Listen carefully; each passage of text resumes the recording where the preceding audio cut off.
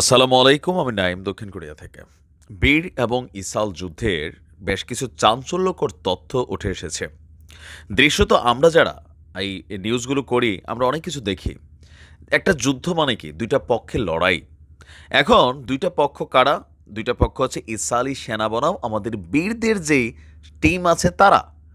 মাঝখানে এখানে বাড়িঘর ধ্বংস, ছোট, ছোট শিশুদেরকে শাহাদাত বরণ করানো, নারী বৃদ্ধদেরকে শাহাদাত বরণ করানো, এগুলা কিন্তু যুদ্ধের একটা পার্ট হলেও জয় বিজয়ের হিসাবটা বা সমীকরণটা কিন্তু হয় অন্যভাবে।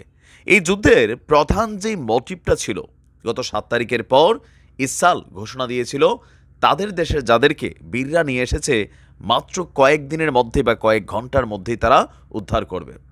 বীরদেরকে সমূলে শেষ করে দেওয়া হবে, মাটিতে মিশিয়ে দেওয়া হবে, টানেল সহ শুরু করে বীরদের হিম্মত। কিন্তু দিন শেষে যুদ্ধের সমীকরণে ইসরায়েলের অ্যাচিভমেন্ট কি? ইসরায়েল এই যুদ্ধে হেরে গেছে না, এই কথাগুলো আমার না। এই কথাগুলো বলছে আপনার একজন ইসরায়েলি কমান্ডার। ইসরায়েলি সংবাদ মাধ্যম মারিভে লেখা একটা নিবন্ধন আপনার সারা বিশ্বজুড়ে এই মুহূর্তে নেহুর জন্য একটা নতুন টেন্স ক্রিয়েট করেছে। ইজাক ব্রিক, তিনি আপনার ইসরায়েলি সেনাবাহিনীর একজন চৌকস কমান্ডার ছিলেন। তিনি বলছেন, আপনি দীর্ঘদিন এত মানুষের কাছে মিথ্যে কথা বলতে পারবেন না। বীরদের উপত্যকায় এবং লেবাননের হিজুদের বিরুদ্ধে কি হচ্ছে সেটি আমাদের মুখের উপর বিস্ফোরিত হবে, হয়তো আগে বা পরে। এই কমান্ডার বলছেন, ইসরায়েল কোনো আঞ্চলিক যুদ্ধের জন্য এই মুহূর্তে প্রস্তুত নয়, যেই উপত্যকার যুদ্ধের চেয়ে কয়েক হাজার গুণ গুরুতর এবং কঠিন হবে। মানে আমাদের ওই এলাকায় যে ছোট্ট একটা যুদ্ধ হচ্ছে, এর থেকে অনেক কঠিন হবে। কারণ আপনারা জানেন যে ইয়েমেনের বীররা আর আমাদের গা ও যে যা, ওখানের বীরদের মধ্যে একটা বিরল বৈঠক হয়েছে। সাথে সাথে আপনার এই বৈঠকটা হয়েছে কোথায়? লেবাননে। উপস্থিত ছিল কে? হিজুদের টিম।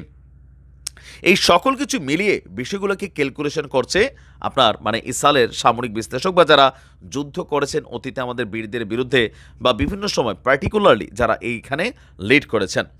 এই মানে কমান্ডার বলছে যে আপনার এ যাবৎকালীন যে ৩১,০০০ মানুষ শাহাদাত বরণ করেছে, এইটা আমাদের বীরদের জন্য একটা পজিটিভ ফিডব্যাক ক্রিয়েট হয়েছে।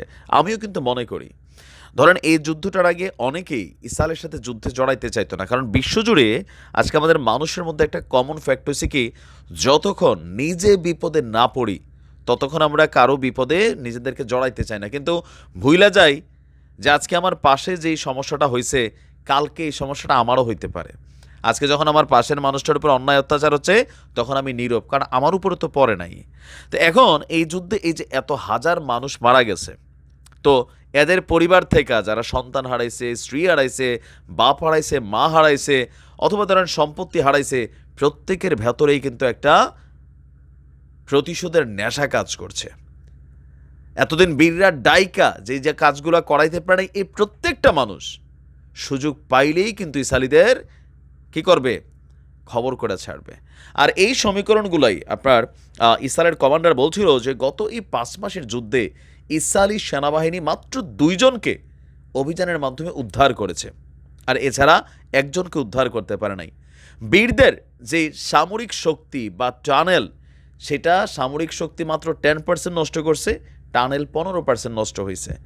আর আগামী ৫ মাসেও এখন পরিস্থিতি যেভাবে ঘোলা ঠেকার ধারণ করছে, ইসরায়েল শুধু পারবে কি সাধারণ মানুষকে শেষ করতে পারবে, কিন্তু যেটা যুদ্ধের জয় পরাজয়, এত বড় একটা রাষ্ট্র, এত বড় পাওয়ার এদেরকে দিচ্ছে পশ্চিমারা, আমেরিকা, কিন্তু আমাদের বীরদের বিরুদ্ধে কার্যত এদের সফলতাটা কিছুই নাই। ইসরায়েলি কমান্ডারের বিশ্লেষণ বলছে আসলে কিন্তু ইসরায়েল হেরে গেছে। এখন নেহুর সরকার যে বক্তব্যগুলো দিচ্ছে, সেগুলো হচ্ছে ওয়ান কাইন্ড অফ পাগলের প্রলাপ ছাড়া কিছুই না। আর এই জিনিসটা কয়েকদিন পরে ইসরায়েলের মানুষের সামনেই হিউজ প্রটেস্টের মধ্যে আরও পড়তে যাচ্ছে এই নিহু। ভালো থাকুন। আসসালামু আলাইকুম।